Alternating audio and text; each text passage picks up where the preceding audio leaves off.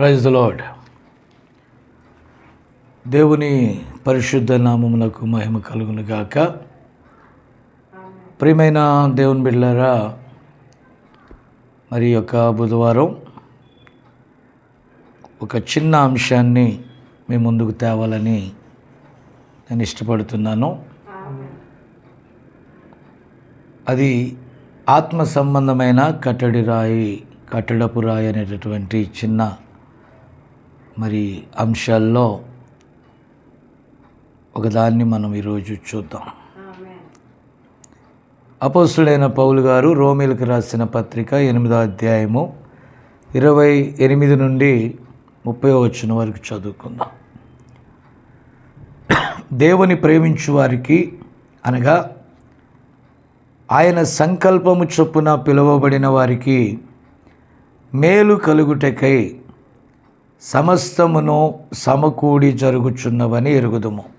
ఎందుకనగా తన కుమారుడు అనేక సహోదరులలో జ్యేష్ఠుడగునట్లు దేవుడు ఎవరిని ముందుగా ఎరిగినో వారు తన కుమారునితో సారూప్యము గలవారవుటకు వారిని ముందుగా నిర్ణయించెను.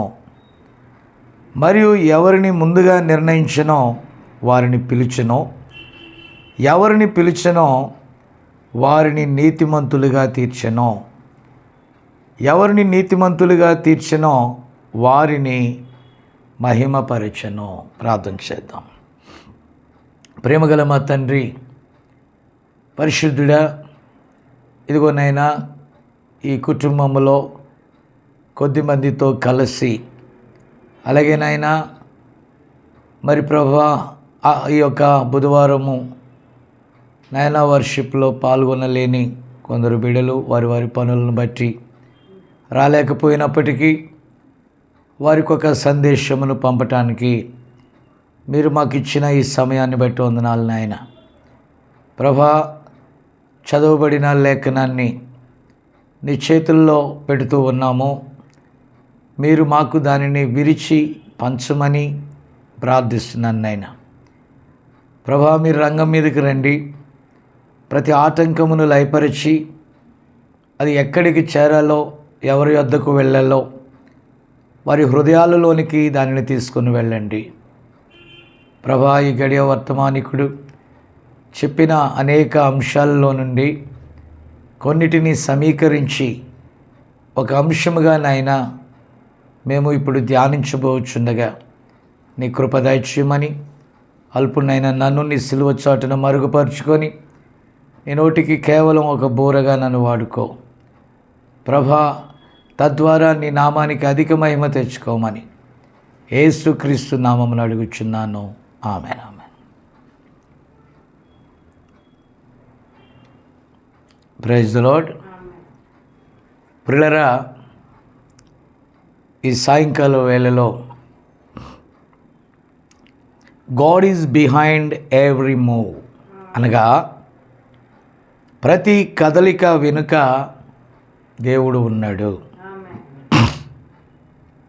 ప్రియులారా, ఫస్ట్ ఆఫ్ ఆల్ మనం చదువుకున్న లేఖనంలో మనం దేవుణ్ణి ప్రేమిస్తే, మనం ఆయన సంకల్పంలో ఉన్నట్లయితే ఆ మేలును చేయటానికి లేక మేలు కలగటానికి సమస్తమును ఆయన సమకూర్చి జరిగించే దేవుడై ఉన్నాడు.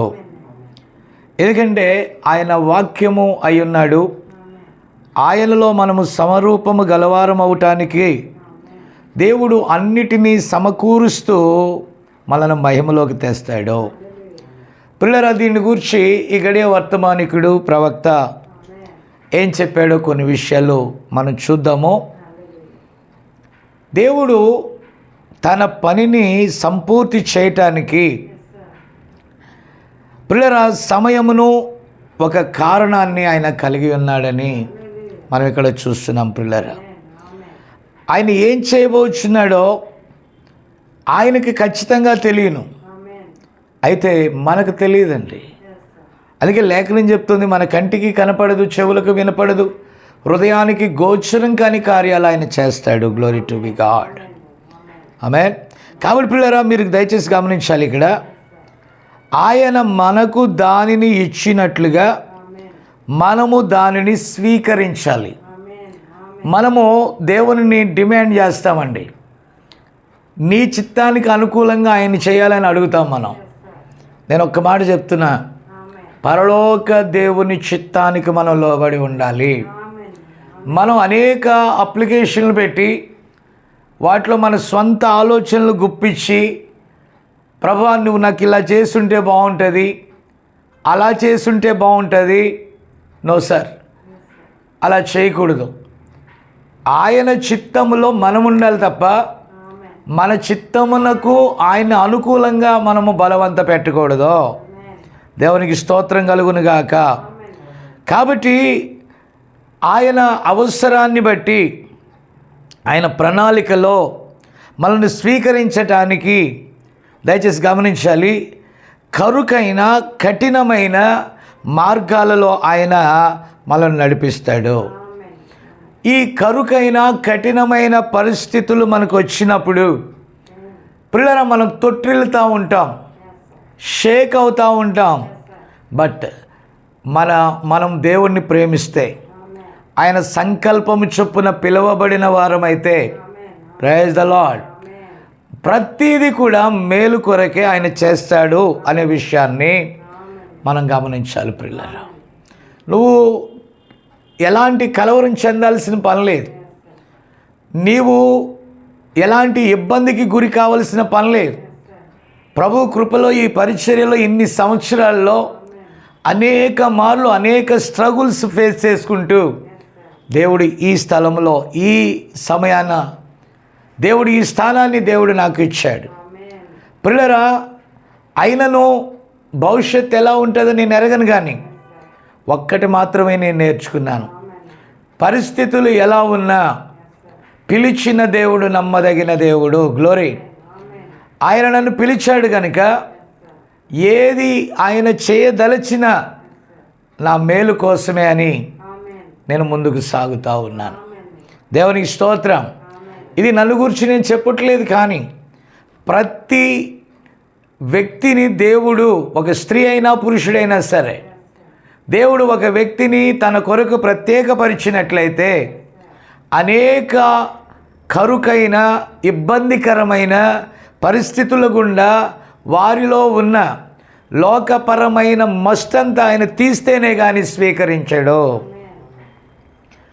ఇక్కడ అంటున్నాడు ప్రవక్త, నీకు తెలుసా, ఒక వర్షము కురవాలని అంటే, గ్లోరీ, అక్కడ ఉరుములుంటాయి, మెరుపులుంటాయి, దద్దరిల్లే సౌండ్స్ ఉంటాయి.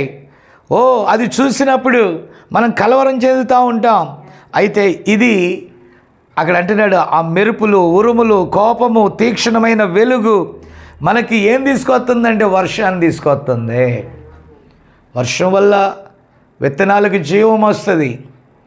వర్షం వల్ల ఎండిపోయిన ఆ యొక్క జీవకణాలు మళ్ళా జీవాన్ని పొందుకుంటాయి. కాబట్టి ఎండిపోయిన చెట్లు మళ్ళా జీవాన్ని సంతరించుకుంటాయి. ఆ వర్షం మీద అవి ఆధారపడి ఉంటాయి. కానీ ఆ వర్షం రావటానికి అనేక పరిస్థితులు గుండా అది వస్తుంది. హల్లెలూయా. కాబట్టి పిల్లరా, దేవుడు మనను ఖచ్చితంగా ఒక ఉద్దేశం కొరకే పిలుస్తాడు. దేవుడు మన జీవితంలో ఒక ఉద్దేశాన్ని కలిగి ఉంటాడు.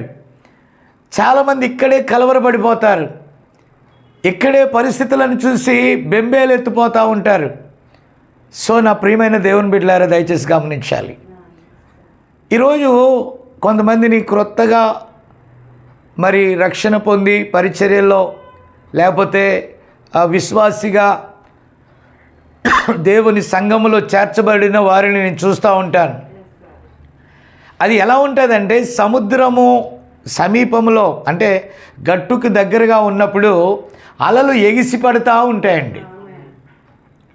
ఈ అలలను చూసి వారు కలవరపడుతూ ఉంటారు. కానీ లోపలికి వెళ్ళిన తర్వాత అది నిమ్మలమైన వాతావరణం ఉంటుంది. హల్లెలూయా. అయితే ప్రారంభ విశ్వాస జీవితం మాత్రం చాలా కలవరంగా ఉంటుందండి. వాళ్ళు కొన్నిసార్లు సహవాసాన్ని, సంఘాన్ని, పరిచర్యను విడిచి మళ్ళీ లోకంలోకి వెళ్ళిపోతారు. మళ్ళా లోకంలో శ్రమ రాగానే మళ్ళా దేవుని దగ్గరికి వస్తారు, మళ్ళా వెళ్ళిపోతూ ఉంటారు, మళ్ళా వస్తూ ఉంటారు. కాపరి కలవరపడతా ఉంటాడు, బాబు ఈ విషయం ఈ క్యాండిడేట్ ఏంటి పోతూ ఉంటాడు వస్తూ ఉన్నాడు అని. ఎందుకంటే వారు గాలి చేత రేపబడుతూ ఉంటారు. విశ్వాసం స్థిరమైతే మెల్లగా లోపలికి వెళ్తారు, దాన్ని తట్టుకొని ముందుకెళ్తారు. దాన్ని తట్టుకొని ముందుకు వెళ్ళినప్పుడు ఒక నిమ్మలమైన పరిస్థితులు కలిగి ఉంటారు. వారిని చూసినప్పుడు జాలి కలుగుతుంది. ఎందుకంటే ప్రారంభంలో అందరం కూడా అలాగే వచ్చాం, కానీ ఈరోజు ఈ లోతుకు వచ్చాక ఒక నెమ్మదితో కూడినటువంటి ఒక కృపను మేము పొందుకొని ఉన్నాము. Praise the Lord. కాబట్టి ఇక్కడ అంటున్నాడు, ఒక విత్తనము నూతన జీవమును తెచ్చుటకు గాను అది భూమిలోకి వెళ్ళాలి, భూమి పొరల్లోకి వెళ్ళాలి. అది మెల్లగా క్షీణించటం మొదలవుద్ది, మెల్లగా దాని పై పొరలన్నీ కుళ్ళిపోవటం ప్రారంభిస్తాయి. ఆ తర్వాత అది పూర్తిగా దాని పైనున్న విత్తనం యొక్క లేయర్స్ అన్నీ చనిపోయి వాసన వస్తుంది. అయితే ఒక ఉదయాన సూర్యోదయం కలగగానే దానిలోని అంకురము బయటకు వస్తుంది, ఒక నిరీక్షణతో వస్తుంది. మన బాహ్య ప్రాబ్లమ్స్, బాహ్య స్ట్రగుల్స్ మనలో ఒక స్థిరమైన కార్యాన్ని చేయటానికి దేవుడు దానికి అనుమతి ఇచ్చాడు. మరలా చెప్తున్న, ప్రతి కదలిక వెనకాల నువ్వు దేవుని ప్రేమించి స్థిరంగా ఉంటే ఆయన ఉండే నీ కొరకు పని జరిగిస్తూ ఉంటాడు. అలాగే పేతురు రాసిన పత్రికలో 1 పేతురు 1:6-7 పుటము వేయబడిన బంగారంతో పోల్చాడండి. పిల్లలు మీరు గమనించాలి, ఒరిజినల్ గోల్డ్ ఉంటుంది, రోల్డ్ గోల్డ్ ఉంటుంది. మా కృష్ణా జిల్లా మచిలీపట్నం దగ్గర చిలకలపూడి అని ఒకటి ఉందండి. ఆ చిలకలపూడిలో రోల్డ్ గోల్డ్ తయారు చేసేవాళ్ళు. పిల్లరా మేము ఆ బీచ్కి వెళ్ళినప్పుడు ఈ చేతికి అవి ఇవి కొన్ని తీసుకుంటూ ఉండేవాళ్ళం చిన్నప్పుడు. పిల్లరా మీరు గమనిస్తే అది ఒరిజినల్ బంగారంలాగా ఉంటుందండి. కాబట్టి పిల్లరా, అయితే నిజమైన బంగారమును పుటము వేసినప్పుడు అవి ఆ నకిలీవన్నీ కాలిపోతాయి. ఒరిజినల్ బంగారాన్ని పుటము వేసే కొలది అది ఎలా ఉంటుందో తెలుసా? మరింత కాంతివంతంగా ఉంటుందండి. కాబట్టి నిజమైన విశ్వాసము దేవునిలో నీకొచ్చే ప్రాబ్లమ్స్ బట్టి, నీకొచ్చే శ్రమలను బట్టి మరింత కాంతివంతంగా ఉంటుంది తప్ప అది క్షీణించిపోదు. Praise the lord. నాకు చాలా ఈ విషయాలు చూస్తున్నప్పుడు సంతోషంగా ఉంది. ఎందుకంటే ప్రతి వారు వచ్చి నాతో చెప్తూ ఉంటారు, అయ్యా నా పరిస్థితి అలా ఉంది, ఇలా ఉంది, తుఫాన్లు పెనుగాళ్ళు అన్నట్టుగా, స్ట్రగుల్స్. అవన్నీ కూడా ఎలాంటివో తెలుసా? ఈతి బాధలండి. ఏం తిందామో, ఏం త్రాగుదామో, ఏం ధరించుకుందామో వీటిని గూర్చి తప్ప, నా మాట వింటున్నారా? వీటిని గూర్చి తప్ప వారికి ఎలాంటి చింత ఉండదు. కానీ అది కాదండి. నిజమైన విశ్వాసము ఏం తినాలో, ఏం త్రాగాలో, ఏం ధరించాలో వీటి కోసం చింతించదు. నిజమైన విశ్వాసము ఆత్మీయ ఎదుగుదలకు కావలసిన వాక్యమును తీసుకొని వాక్యానుసారంగా అనేక స్ట్రగుల్స్ని ఎదుర్కొని అది నిలబడుతుంది ఆ విశ్వాసము. Praise the Lord. ఇప్పుడు చూడండి, ఇక్కడ అన్నాడు, దేవుడు చేయు ప్రతి కార్యమునకు నిర్దిష్టమైన సమయం ఉంటుంది, దేవునికి ఒక ప్రత్యేక ఉద్దేశం ఉంటుంది. ఇక్కడ అంటాడు, ప్రభువును కనుక మనం ప్రేమించినట్లయితే, ఆయన చిత్తానుసారంగా మనం పిలువబడినట్లయితే మన జీవితంలో ఏ ఆకస్మిక సంభవాలు జరగవు. చూడండి, మనం ముందుగా నిర్ణయించబడిన వారము. ఎఫెసీయులకు రాసిన పత్రికలో మనకు తెలుసు, 1:5-6 జగత్ పునాది వెయ్యబడక మునిపే మనం ముందుగా నిర్ణయింపబడిన వారం అండి. ఈరోజు వారం కాదు మనం. కాబట్టి నా ప్రియమైన దేవుని బిడ్డలారా, మనం దేవుణ్ణి ప్రేమించినట్లయితే సమస్తము తిన్నగా దాని కొరకే, అనగా మేలు కొరకే అవి సమకూడి జరుగుతాయి. పిలిచిన దేవుడు ఎన్నడూ కూడా అబద్ధం ఆడడు. ఆమేన్. అదే రీతిగా ఆయన మన ఎడల ఒక కార్యాన్ని చేయనై ఉన్నాడు. కాబట్టి ఒక సమయం ఉంటుంది, ఒక మార్గం ఉంటుంది. ఆయన మనల్ని కదుపుతాడు, ఒక చోట ఆపడు. మీరు గమనించాలండి. మనం మరింత మెరుగుగా ఉండాలంటే 1వ తరగతిలో జాయిన్ అన్న పిల్లడు 2వ సంవత్సరంలో కూడా ఒకటిలో ఉంటే, 3వ సంవత్సరంలో కూడా ఒకటిలో ఉంటే వాడు వయసు పెరుగుద్ది కానీ మెదడు పెరగదు. అన్నీ ఎదగాల, కదలాల. ఈ ప్రకృతి ధర్మములో ఎలాగైతే ఉన్నదో ఆత్మీయ ధర్మములో కూడా అలాగే ఉన్నది. గ్లోరీ. నా మాట విన్నారా? కాబట్టి చాలాసార్లు మనం అనుకుంటూ ఉంటాం, ఏదో పొరపాటు జరిగిందే, ఏదో మిస్టేక్ జరిగిందే. బహుశా ఈ దిక్కు తోచని పరిస్థితుల్లో విన్నారా, ఈ పరీక్షల్లో ఆయన మర్చిపోయాడా? ఆయన విడనాడా? ఆయన నన్ను విడిచిపెట్టేశాడా? ఇక నన్ను కూర్చున్న చింత ఆయనకి లేదా? నా ప్రియులారా, ప్రియమైన దేవుని బిడ్డలారా, మీ జీవితాల్లో కూడా ఇలాంటి సంఘటనలు ఎన్నో జరుగుంటాయి. ఈ వర్తమానం ప్రవక్త ద్వారా వచ్చింది. ఎందుకంటే దేవుడు తన వాక్యాన్ని ప్రవక్తల యొద్దకే పంపుతాడు. అవి వర్తమాన భూత భవిష్యత్ కాలములలో ప్రతి కాలంలో వచ్చిన ప్రతి జనరేషన్కి అది ఉపయోగపడుతూ ఉంటుంది. హల్లెలూయా. కాబట్టి పిల్లరా, ఈ పరీక్షలు వచ్చినప్పుడు దేవుని పిల్లలైతే దేవుడు ఒక ఉద్దేశం కొరకే, ఒక మేలు కొరకే పంపాడని నమ్ముతారు. ఆమేన్. కాబట్టి పిల్లరా, ప్రవక్త అంటాడు, ఈ సంఘం ఇక్కడ ఉందంటే దాని వెనకాల ఒక ఆత్మ ఉంది. ఇక్కడ ఒక ఇల్లు ఉన్నట్లయితే దాని వెనకాల ఒక ఆత్మ ఉంది. ఒక కట్టడం ఉన్నట్లయితే దాని వెనకాల ఒక ఆత్మ ఉంచబడి ఉన్నది. అలాగే దేవుడు ఒక ఉద్దేశం లేకుండా నిన్ను ఒక ఇంట్లో ఉంచాడు. ఒక ఉద్దేశం లేకుండా నువ్వు పలానా స్థలంలో ఉండవు. ఒక ఉద్దేశం లేకుండా నీ జీవితంలో ఏదో జరిగింది అని నువ్వు ఆశ్చర్యపడనక్కరలేదు. Praise the lord. విన్నారా? వినండి. దేవుని స్తోత్రం.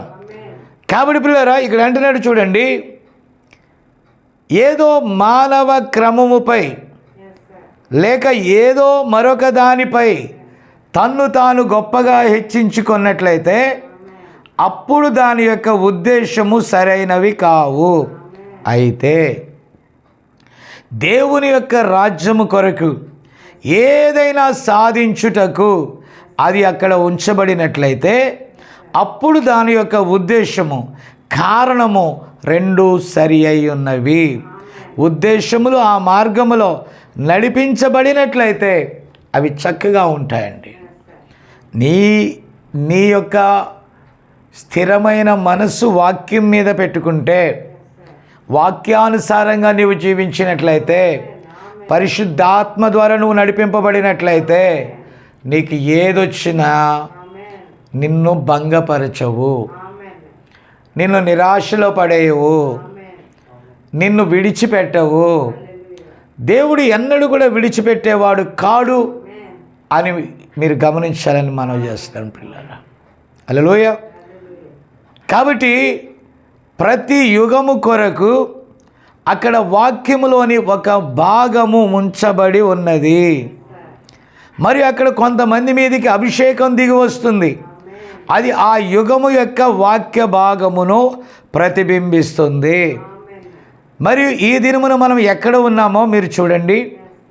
మనం తప్పక ఏం చేస్తున్నామో మీరు చదవండి. అప్పుడు మనం ఎంత దూరంలో ఉన్నామో తెలుసుకుంటాం. ఒకే కార్యము కలిగి ఉండుటను నేను చూడగలను. ప్రియులారా, ఈ సమయాలను మనం పట్టించుకోవాలి. నా మాట విన్నారా? ఏంటండి ఆ సమయం? ఏంటండి ఆ విషయం?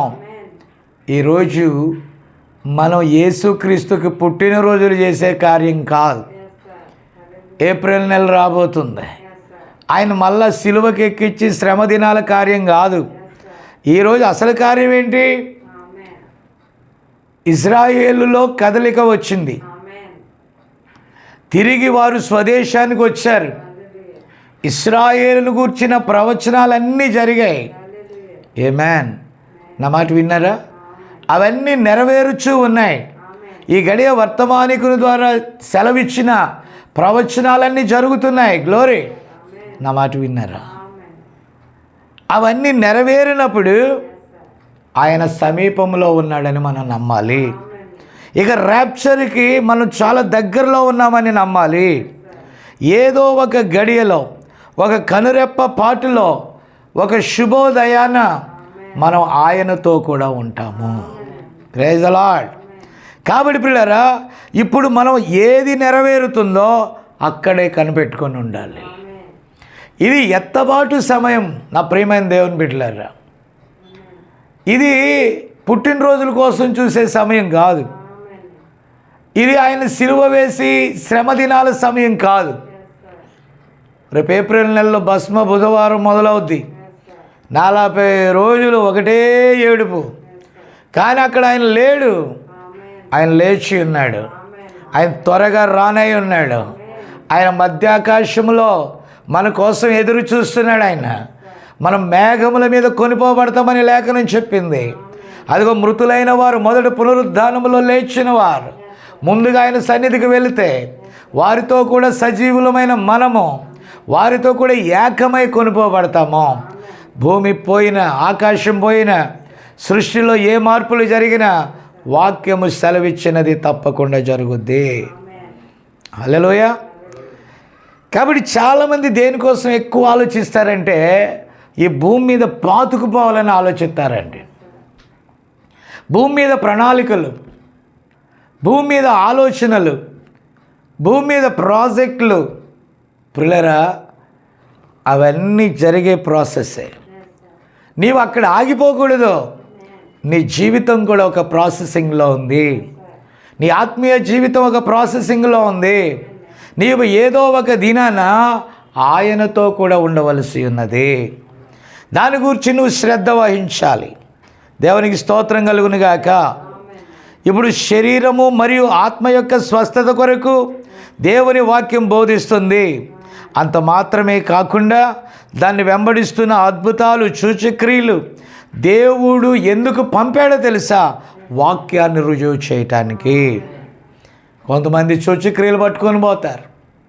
కొంతమంది మరొక దాన్ని ఏమంటారు, ప్రాస్పరస్ అంటే ఆ బాహ్య ఆశీర్వాదాలను పట్టుకొని పోతారు. అసలు కొన్ని ప్రసంగాలు ఈ త్రిత్వంలో ఉన్న వాళ్ళని చూస్తుంటే మతిపోతుందండి. వాళ్ళు చెప్తారు, మోటివేషనల్ స్పీకర్స్ వీళ్ళందరూ కూడా ఏమంటారు తెలుసా? యేసు ప్రభు నువ్వు ఎలా వాడుకోవాలి తెలుసా? ఎలా వాడుకోవాలి సార్? ఆశీర్వాదాల కోసం వాడుకోవాలా. నువ్వు కృంగవలసిన పని లేదు నా కుమారుడా. నువ్వు కొత్త కొత్త సినిమాలు చూడు, అయినా కూడా చర్చికి రా, దేవుడు ఆశీర్వాదిస్తాడు. ఈ పిచ్చి ప్రసంగాలు, ఈ పిచ్చ ప్రసంగాలకి అట్రాక్ట్ అయి చెడిపోయిన తరమంతటి పోతుందండి. ప్రవక్త అంటాడు, సాతానుగాడు ఫుల్ ఫీట్ వెనకాలే ఉండి సత్యమును తారుమారు చేస్తాడండి వాడు.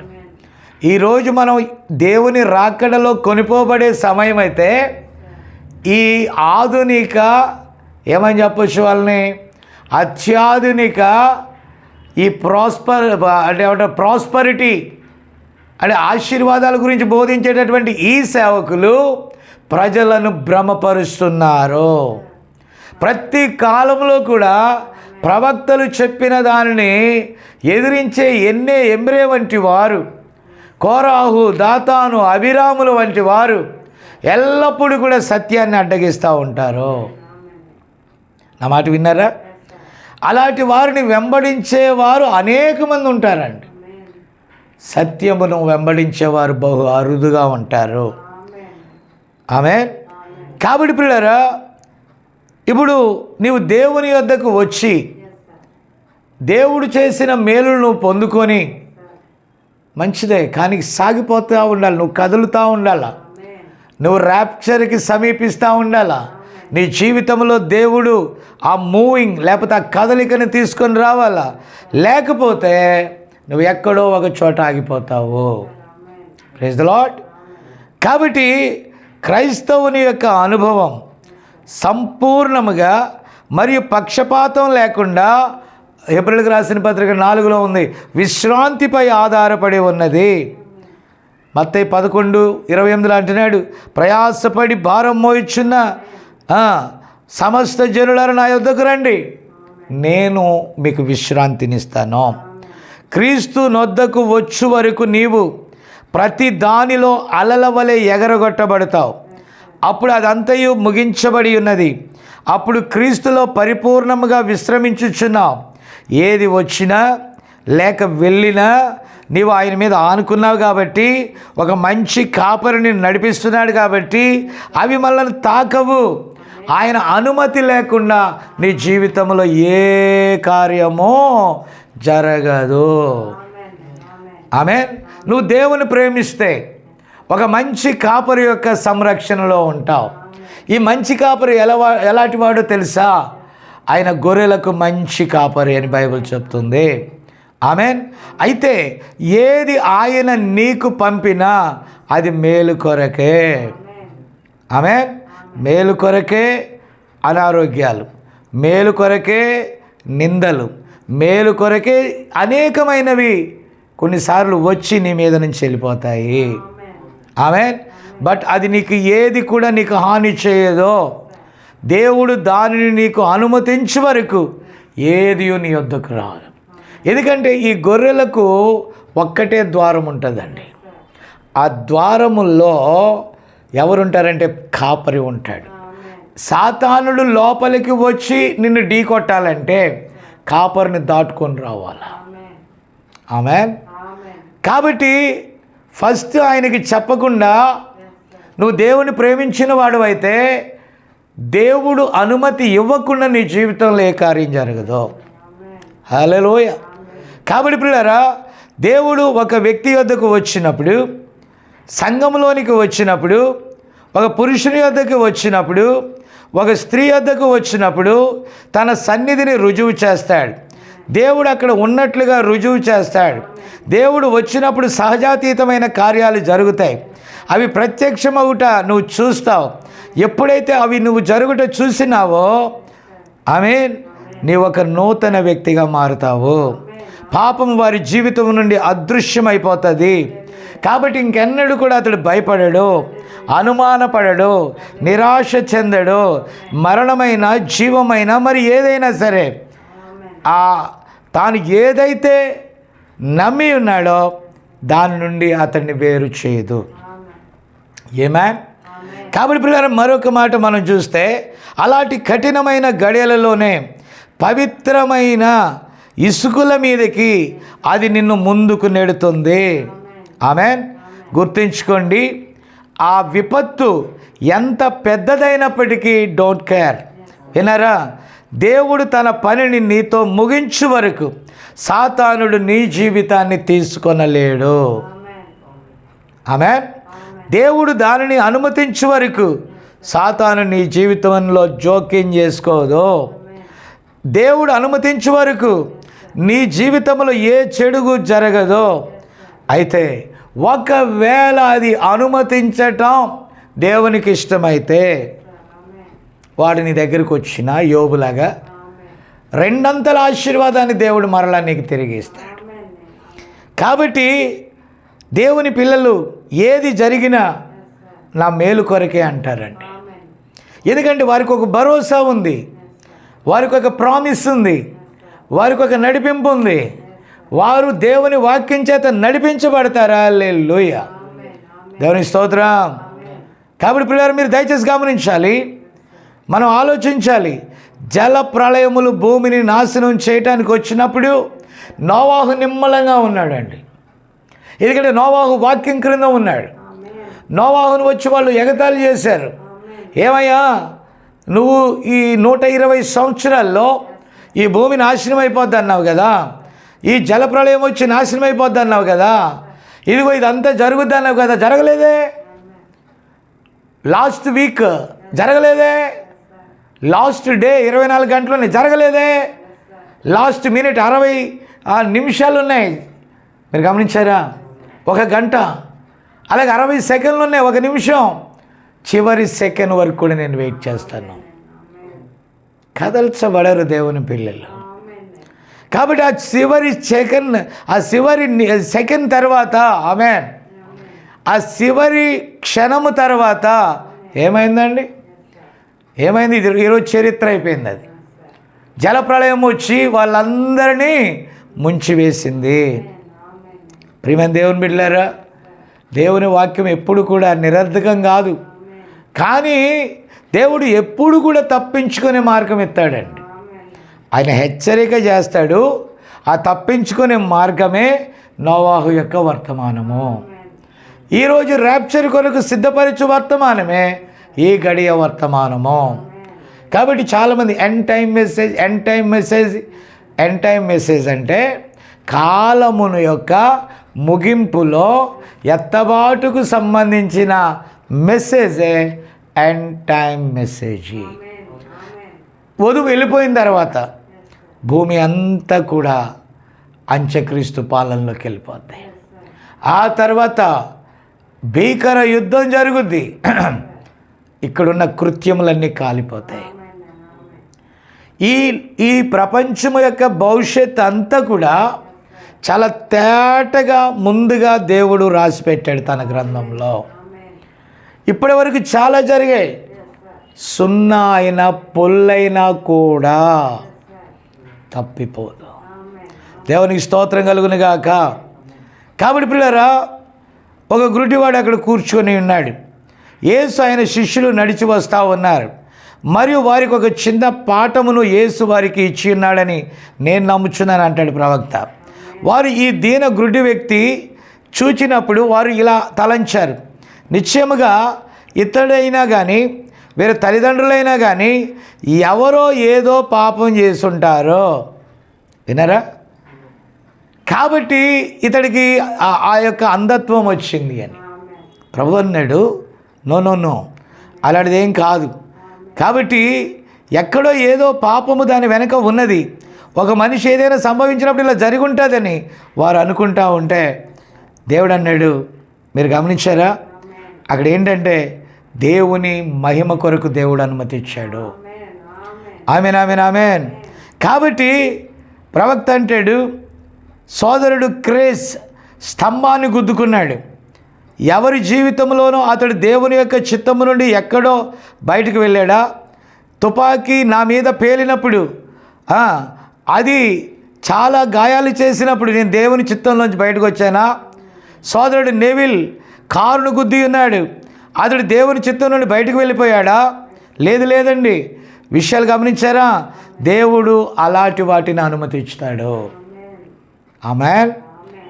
నా మాట అర్థమవుతుందా? Praise the lord.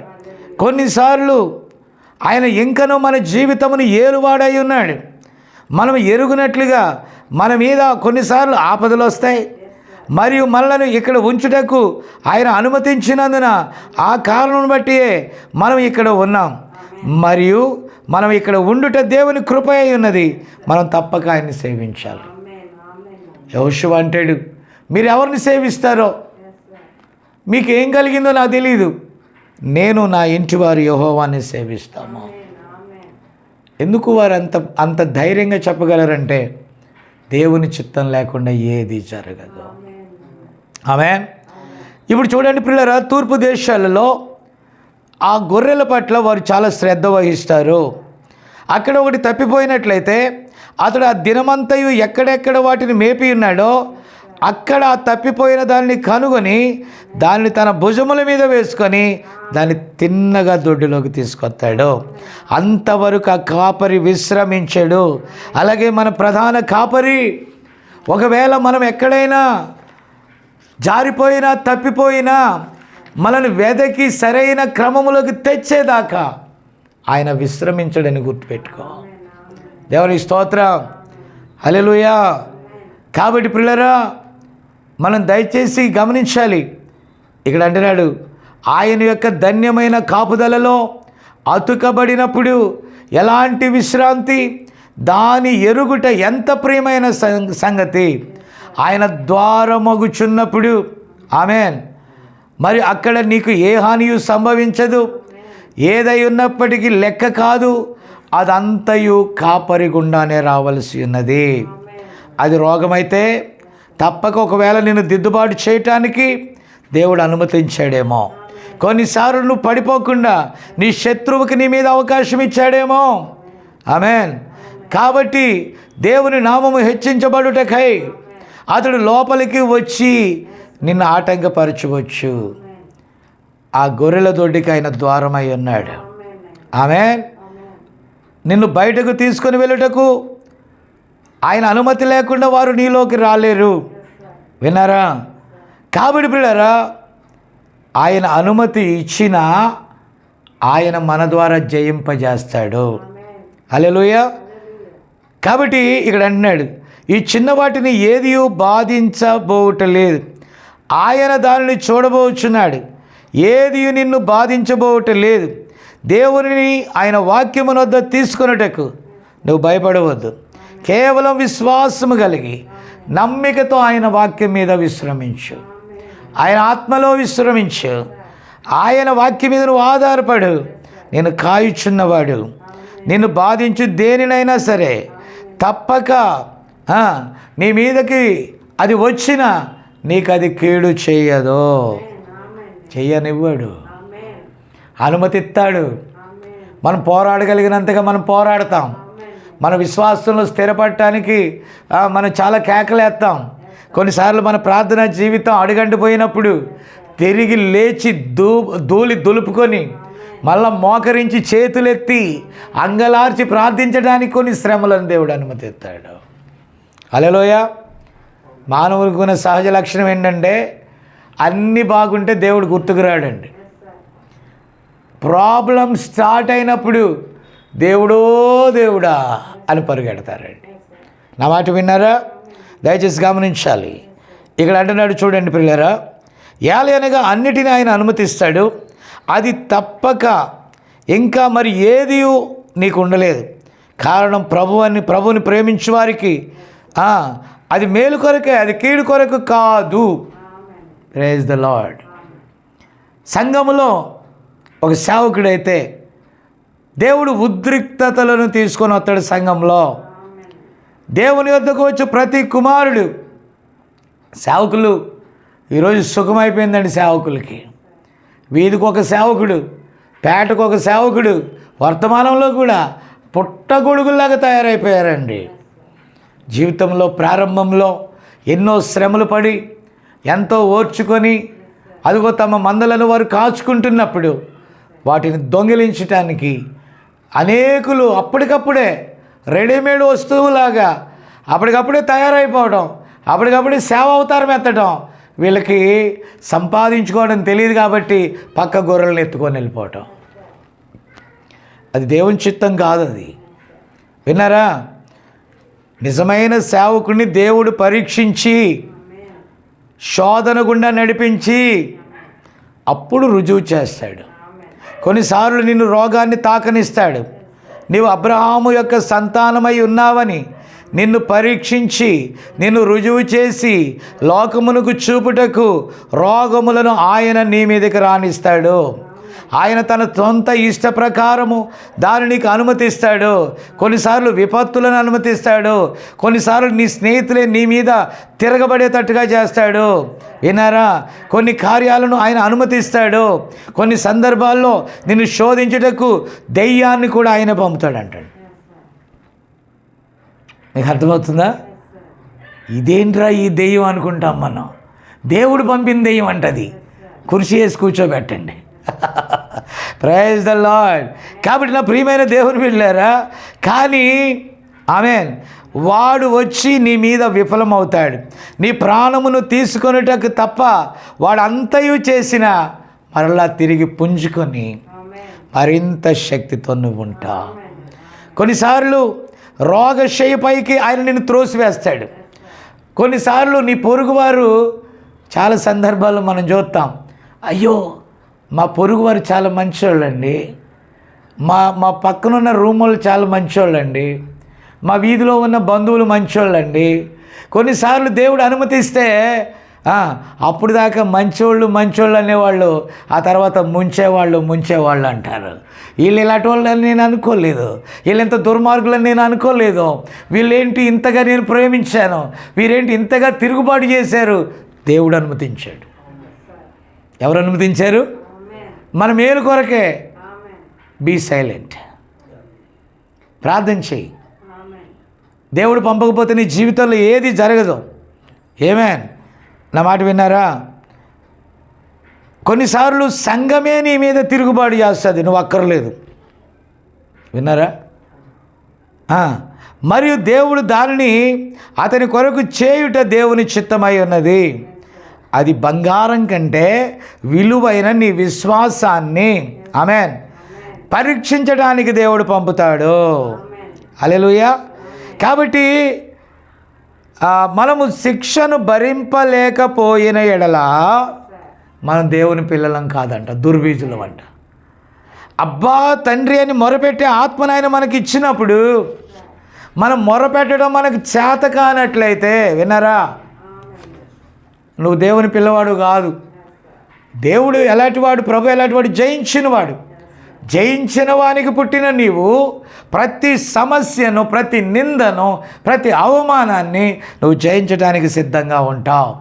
నువ్వు జయించే రాజవంశంలో పుట్టావు. దేవునికి స్తోత్రం కలుగును గాక. కొన్నిసార్లు నేను తమాషా చేసేవాళ్ళు లేస్తారండి, జోక్. వినారా? ఆ పాతకాలపు స్త్రీలాగుందే. ఏంటది? ఈ చెవులకు లేవు, ముక్కులకు లేవు, కాళ్ళకు లేవు, చేతులకు లేవు. వినారా? ఈ బాధ నీకు వచ్చినప్పుడు అప్పుడప్పుడు నీకేమనిపిస్తుంది తెలుసా? నాకు బంగారం లేక అనుకుంటున్నావా? నాకు డబ్బు లేక అనుకుంటున్నావా? పెట్టుకోవాలంటే నేను పెట్టుకోలేనా? చేయాలంటే చేయలేనా? నోనో, సైలెంట్గా ఉండు అంతే. ఆ దెయ్యం నీ వెనకాల పడుతుంది. ఊరిలో నువ్వు ఒక పని మీద వెళ్తున్నావు, కుక్కలు మొరుగుతున్నాయి. నీ పని ఏంటో నీకు విలువైంది. నీవు ఏదైతే పని మీద బయలుదేరావో తీరం చేరేదాకా వెనక్కి చూడొద్దు. Praise the Lord. కాబట్టి సిలువలను ఆ యొక్క శ్రమలను అనుమతిస్తాడు. కొన్నిసార్లు జంక్షన్లో నువ్వు ఉంటావు, 4 రోడ్ల చివరస్తాలో నువ్వు ఉంటావు. ఓహో, కొన్నిసార్లు అనేక సమస్యలు నీ మీదకి లేస్తూ ఉంటాయి. అవి అనుమతించి దేవుడు నిన్ను నిలబెట్టి బలపరిచి ఎదిరించేటట్టుగా చేస్తాడు, నిన్ను పరిపూర్ణుడిగా చేస్తాడు. ఆ మార్గంలో ఎంతోమంది భక్తులు, ఆ మార్గంలో దానియేలు, ఆ మార్గంలో షడ్రక్ మేషక్ అబేద్నెగోలు, ఆ మార్గంలో యోబు, ఇలాగ ప్రతి ఒక్కరు కూడా పరీక్షల గుండా వచ్చిన వారే. ఓ మై గాడ్, దేవునికి స్తోత్రం కలుగును గాక. దేవుడు పరీక్షించిన తర్వాత వారిని పరిపూర్ణులుగా చేశాడు. ఆమేన్. కొన్నిసార్లు లోకము యొక్క బంధకములను తెగ్గొడతా ఉంటాడు. కఠినమైన శ్రమలను అది తీసుకుంటుంది. కొన్నిసార్లు చిన్న చిన్న శ్రమలు వచ్చి దాటేస్తాం, కొన్నిసార్లు పెద్ద శ్రమలు మనకు వస్తాయి. మనం ఏమి చేస్తామో చూచుటకు నిన్ను లోకము నుండి బయటికి లాగటానికి, మరొక మాటలో ఒక సంస్థ నుండి లాగాలన్నా, మరొక మాటలో మరొక దానిలో నుండి లాగాలన్నా ఏదో ఒక ప్రాబ్లం, ఏదో ఒక వ్యాధి, ఏదో ఒక ఇబ్బంది పెట్టి నిజమైన వాక్యం దగ్గరికి వస్తావు నువ్వు. దేవునికి స్తోత్రం. ఆ లోక సంబంధమైన మురికిలో నుండి అది నిన్ను బయటకు వెళ్ళగొట్టేస్తుంది. హల్లెలూయా. దేవునికి స్తోత్రం కలుగును గాక. యోబు వైపు చూడండి, అతడు ఏ పాపం చేసినట్టుగా, ఏ పొరపాటు చేసినట్టుగా బైబిల్లో లేదు. ఒక పరిపూర్ణమైన వ్యక్తి, దేవుడే సాక్ష్యం ఇచ్చాడు. మరి అతన్ని శిక్షించుటకు, అతని ఆత్మలో అతని పరిపూర్ణునిగా చేయుటకు, సమస్తమును చేయుటకు దేవుడు ఆ చెడ్డ దయ్యమును అతని మీదకి రానిచ్చాడు. అనేక సార్లు దేవుడు తన చిత్తమును మరియు ప్రణాళికను నెరవేర్చుటకు కొన్నిసార్లు దురాత్మలను కూడా ఆయన వాడుకుంటున్నాడు. దానియేలు యొక్క ప్రణాళికను అడ్డగించడానికి పారసీకుల అధిపతి వచ్చి 21 రోజు అడ్డగించాడు. నీకు అడ్డముగా ఉందని, కష్టంగా ఉందని, ఇబ్బందిగా ఉందని విశ్వాసము నుండి తొలగిపోవద్దు. నువ్వు విశ్వాసం అనే పునాది మీద నిలిచే ఉండు. Praise the Lord. కొన్నిసార్లు ప్రవచనాత్మకంగా కొన్ని హెచ్చరికలు సంఘంలో చేయాల్సి వస్తుంది. వాళ్ళని బాధ పెట్టడానికి కాదు, యెహోవా ఇలాగూ సెలవిచ్చాడని లేఖన ప్రకారం మనం చెప్పాల్సి వస్తుంది. అది కొంతమందికి బాధ కలిగిస్తుందండి, కొంతమందికి శ్రమను కలిగిస్తుందండి, కొంతమందికి గాయాలు చేస్తుందండి. బట్ దేవుడు నిన్ను పరీక్షించడానికే దేవుడు వాటిని పంపుతూ ఉన్నాడు. హల్లెలూయా, దేవునికి స్తోత్రం కలుగును గాక. ఇంకా మనం చూస్తే ఆది యందు ఉన్నట్లుగా భూమి మీద పిల్లల లైంగిక వాంఛ ద్వారా పుట్టుట దేవుని యొక్క పరిపూర్ణ చిత్తము కాదు. లేదండి, దేవుడు నేల మట్టితో మానవుని సృష్టించి అతనిలో జీవవాయువును ఊదెను. దేవుడు అతని నుండి ఒక సాటి అయిన సహాయమును తీసి అతనికి ఒక భార్యను తయారు చేసెను. అది దేవుని యొక్క ప్రథమమైన మరి అసలైన చిత్తమై ఉన్నది. అయితే పాపములో వారు పడిపోయినప్పుడు మనిషి ఒక భార్యను వివాహము చేసుకున్నట్లు, ఆమె ద్వారా పిల్లలను కని ఉన్నట్లు ఆయన చట్ట సమ్మతంగా అతనిని అనుమతించెను. ప్రారంభంలో లేదది, తర్వాత అతడు పడిపోయినప్పుడు అనుమతించాడు. హల్లెలూయా, నువ్వు ఇంకా ఇలా ఈ భూమిని నింపుకోమని చెప్పాడండి.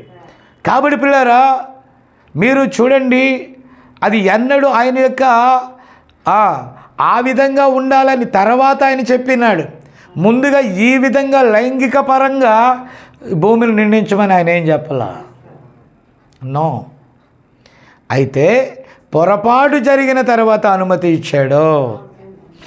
అలాగే ధర్మశాస్త్రమును తీసుకొనుటకు దేవుడు ఇశ్రాయేలునకు అనుమతి ఇచ్చాడండి. వారు ఇదివరకు ఒక ప్రవక్తను, అగ్నిస్తంభాన్ని, బలి అర్పణను వారు కలిగి ఉన్నారు. అయితే వారు ఒక ధర్మశాస్త్రం కొరకు కనిపెట్టిరి. అది దేవుని యొక్క పరిపూర్ణమైన చిత్తమై ఉండలేదు. ప్రియులారా, ఎందుకంటే ధర్మశాస్త్రం ఎల్లప్పుడూ కూడా నిన్ను నేరస్తునిగా చేస్తుంది, నిన్ను న్యాయస్థానం ముందు నిలబెడుతుంది తప్ప నీ పాపాన్ని పరిష్కరించదు, పోస్ట్పోన్ చేస్తుంది. నా మాట విన్నారా? కానీ ప్రియులారా, దేవుడు కృపనిచ్చి కల్వరిలో క్రీస్తు యేసు యొక్క మరణము ద్వారా దాని నుండి నిన్ను తప్పించాడు, పూర్తి విడుదల ఇచ్చాడండి ఆయన. ఇప్పుడు ఆయన మీద నువ్వు విశ్రాంతి తీసుకో. దేవునికి స్తోత్రం. దేవుని చిత్తము కలిగి ఉండటమే శ్రేష్టమైనది. దానినే ఆయన మనకు నేర్పి ఉన్నాడు. ఇదిగో ఆయన నేర్పిన ఆ ప్రార్థన మనం చూస్తే అందులో ఉన్న విషయాలు ఏంటో తెలుసా? నీ చిత్తము జరుగునుగాక, నీ రాజ్యం వచ్చునుగాక, అది పరలోకమందు నెరవేరుచున్నట్లుగా భూమి మీద కూడా మా జీవితాల్లో నెరవేరునుగాక. హల్లెలూయా. కాబట్టి తప్పక మనం ఆయన చిత్తానికి లోబడాలి. మనకు సొంత మార్గాలు ఏమీ లేవు.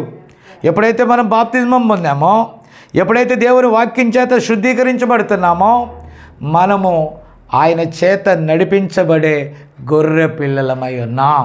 ఈ గొర్రె పిల్లకి సొంత హక్కేం ఉండదండి. ఆ హక్కును తన కాపరికి అప్పగిస్తుంది.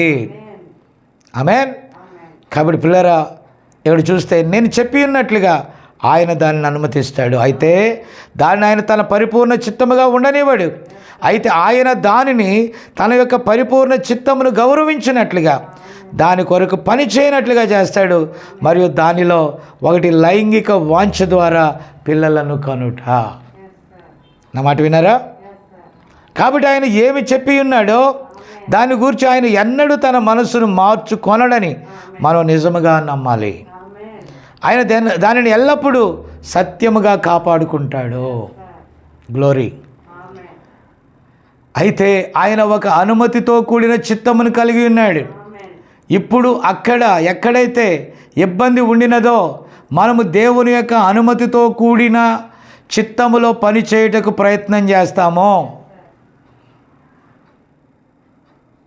మరియు ఆయన దానిని అనుమతిస్తాడు. అయితే మనము ఆయన యొక్క అనుమతితో కూడిన చిత్తమును తీసుకున్నప్పుడు కూడా అది సరికానప్పటికీ తన పరిపూర్ణ చిత్తమును అది ఏకముగా మహిమపరుచునట్లు తన అనుమతితో కూడిన చిత్తమును కొన్నిసార్లు పని జరిగిస్తాడు, అనుమతిస్తాడు. విన్నారా? అయితే మీరు చూడండి, దేవుడు ఆ గొప్ప ఆత్మతో ఆయన గుణలక్షణములను కలిగి ఉన్నాడు. మరియు నీవు చూచుచున్న ఈ ప్రదర్శింపబడుచున్న ఈ కార్యములు కేవలం ప్రదర్శింపబడుచున్న ఆయన గుణలక్షణములై ఉన్నవి. ఆయన ఒంటరిగా నివసించి ఉన్నాడు. ఆయన కనీసం అప్పుడు దేవుడు కాదు, దేవుడు ఆరాధనకు ఒక మూలమైన వాడు. ఆయన గొప్ప నిత్యుడైన వాడుగా ఉన్నాడు. మరి ఆయనలోని గుణలక్షణాలు ఒక తండ్రిగా, ఒక రక్షకునిగా, స్వస్థపరచువానిగా ఆయన అనేక రీతులుగా ఆయన గుణలక్షణాలని మన ఎదుట రుజువు చేశాడు. ఈ గుణలక్షణాల ద్వారా ఆయన నిత్యుడు అని, ఆయన రక్షకుడని, ఆయన స్వస్థపరచువాడని ఆయనలోని గుణలక్షణాలు ప్రదర్శించబడినప్పుడు మనం స్వీకరిస్తున్నాము. ఆయన రక్షకుడు కావాలంటే మనం ఆ రక్షణలో నుండి, లేకపోతే మనం రక్షణ లేని వారుగా ఉన్నప్పుడు ఆయన రక్షకుడిగా వచ్చాడు. మనం పాపిగా ఉన్నప్పుడు పాపములకు ప్రాయశ్చిత్తం చేశాడు. మనం రోగిగా ఉన్నప్పుడు ఆయన స్వస్థపరచువానిగా వచ్చాడు. మనం ఆకలితో ఉన్నప్పుడు ఆయన మన ఆకలి తీర్చేవాడిగా ఉన్నాడు. మన శోధనలో ఉన్నప్పుడు ఆ శోధన నుండి విడిపించేవానిగా ఉన్నాడు. ఎందుకంటే ఆయన ఇమ్మానుయేలుగా ఉన్నాడు. ఆమేన్. కాబట్టి ప్రియులారా, ఇక నేను ముగిస్తున్నాను. ఎందుకంటే ఎక్కువ సమయం మనం దీనికోసం తీసుకోవటం మరి సరికాదు ఈ సమయంలో. కాబట్టి పిల్లరా, దేవుడు ఆత్మగా దిగివచ్చి ఆ స్థానమును తీసుకొనలేడు. ఆయన మనతో వ్యవహరించాలంటే తన స్వంత కుమారుని శరీరధారిగా మన మధ్యకు పంపాడు. ఆయన ఇమ్మానుయేలు. ఆయన మనకు శోధనలు పంపినా మనతో సహా అనుభవం లేనివాడు కాడు. వాటిని తప్పించుకోవటానికి మనలో నుండి హితోపదేశం ఆయన చేస్తూ ఉంటాడు. ఆమేన్. మరి ఆయన ఇక్కడ చూపించి ఉన్నాడు, ఆదిలో మనిషిని నేల యొక్క మట్టి నుండి సృష్టించుట ఆయన యొక్క పరిపూర్ణ చిత్తమై ఉండెను. అయితే మీరు చూడండి, ఆయన లైంగిక వాంఛను లోకంలోకి అనుమతించాడు. లైంగిక వాంఛ ద్వారా పిల్లలు పుట్టుటను ఆయన ఎన్నడూ ఉద్దేశించి ఉండలేదు. అయితే అనుమతించబడినప్పుడు అది త్వరలోనే అదృశ్యమైపోతుంది. ఈ దృశ్యమైనది వెళ్ళిపోయాక, ఇది అదృశ్యమయ్యాక మళ్ళీ మనం వాస్తవంలో ఉంటామండి. శోధనలు ఒక మేఘంలాగా వస్తాయి, శోధనలు మబ్బులాగా వస్తాయి. అవి తొలగిపోయాక మనం పరిపూర్ణతను పొందుకుంటాం. కాబట్టి దేవుణ్ణి మనం ప్రేమిస్తే, మన జీవితంలో ఆయన అనుమతించిన ప్రతి దానికి మనం నిలిచి ఉంటే అప్పుడు మనల్ని ఆయన పరిపూర్ణులనుగా చేస్తాడు. ప్రార్థన చేద్దాం. ప్రేమగల మా తండ్రి పరిశుద్ధుడా, ఈ బుధవారం నాయన అనేకులు పాల్గొనలేకపోయినా కొద్ది మందిమిగా మేము ఇక్కడ ఉండి ప్రభా ఈ వాక్యాన్ని నీ బిడ్డలకు పంచుచున్నాం. వారు ఎన్ని కలవరాల్లో ఉన్నా, ఎన్ని ఇబ్బందుల్లో ఉన్నా, బహుశా వారు అనుకోవచ్చు, ప్రభువా నేనే పాపం చేయకపోయినా ఈ శోధన నాకు ఎందుకు వచ్చింది, నేనే పొరపాటు చేయకపోయినా ఇది ఎందుకు వచ్చింది. అయితే లేఖనం చెప్పిందయ్యా, ఇది ఆయన చిత్తములో ఒక భాగము. ఆయన అనుమతిచ్చాడు. అయితే అనుమతించినప్పుడు వాటి నుండి విడిపించటానికి ఆయన అక్కడే ఉన్నాడు. ఆయన ఇమ్మానుయేలుగా ఉన్నాడు. ఆయన మన కుడి చేతిని పట్టుకొని ఉన్నాడు. మనం ఆయన భుజముల మీద ఉన్నాం. శోధన ఏదైనా, కష్టం ఏదైనా, వ్యాధి ఏదైనా, బలహీనత ఏదైనా ఆయన ఇమ్మానుయేలుగా ఉన్నాడు. ఆయన యెహోవా ఈరేగా ఉన్నాడు. యెహోవా షమ్మగా ఉన్నాడు. ఆయన సమస్తమును చూచుకును మన ప్రధాన యాజకుడు మన ముందుగా నడుస్తూ మనల్ని వాటన్నిటి గుండా మనల్ని తప్పిస్తూ తిరిగి మనకు విజయాన్ని ఇస్తున్నాడు. తిరిగి మనకు బహుమానాలు ఇస్తున్నాడు. తిరిగి మనల్ని బలపరుస్తూ ఉన్నాడు. తిరిగి ఆయన సింహాసనంలో మనల్ని కూర్చుండబెట్టుకోవటానికి ఆయన ఇష్టపడి ఉన్నాడు. ఈ శోధనలు, వ్యాధులు, బలహీనతలు, నిందలు, అవమానాలు, అది ఏది వచ్చినా ఒక మేలు కొరకే. అది కీడు కొరకు దేవుడు ఉద్దేశించలేదు, కానీ అది మేలు కొరకని మనం భావిస్తే యెహోవా ఈరే సమస్తమును ఆయన చూసుకుంటాడు. ఈ రాత్రి సమస్తమును మీ జీవితంలో ఏది ఉన్నప్పటికీ కూడా ఆయన చూచుకుని దేవుడై ఉన్నాడు. నువ్వు వ్యాధిలో ఉంటే స్వస్థపరచువాడై ఉన్నాడు. నీ కష్టంలో ఉంటే ఆదరించువాడై ఉన్నాడు. కృంగినవాడిగా ఉంటే లేవనెత్తువాడిగా ఉన్నాడు. శోధనలో ఉంటే తప్పించువానిగా ఉన్నాడు. ఎరుకో వంటి భారభరితమైన కష్టంలో ఉంటే కూల్చివేసేవాడై ఉన్నాడు. ఆయన మీదే ఆనుకో, ఆయన మీద విశ్రాంతి తీసుకో. ఆయన నమ్మదగిన దేవుడు. దేవా, అలాంటి కృపా దీవెన ఈ రాత్రి నీ బిడ్డలకు దయచేయమని ప్రార్థన అంగీకరించినందుకు నీకు స్తోత్రాలు చెల్లిస్తూ తిరిగి నీ బిడ్డలందరూ నీ చేతులకే అప్పగిస్తూ మరలా మేము కలుసుకునే వరకు నీ కృపా దీవెనలు మాకు తోడుగా ఉంచమని యేసు నామమున అడుగుచున్నాను. ఆమెన్. ఆమెన్. God bless you. షాలోమ్.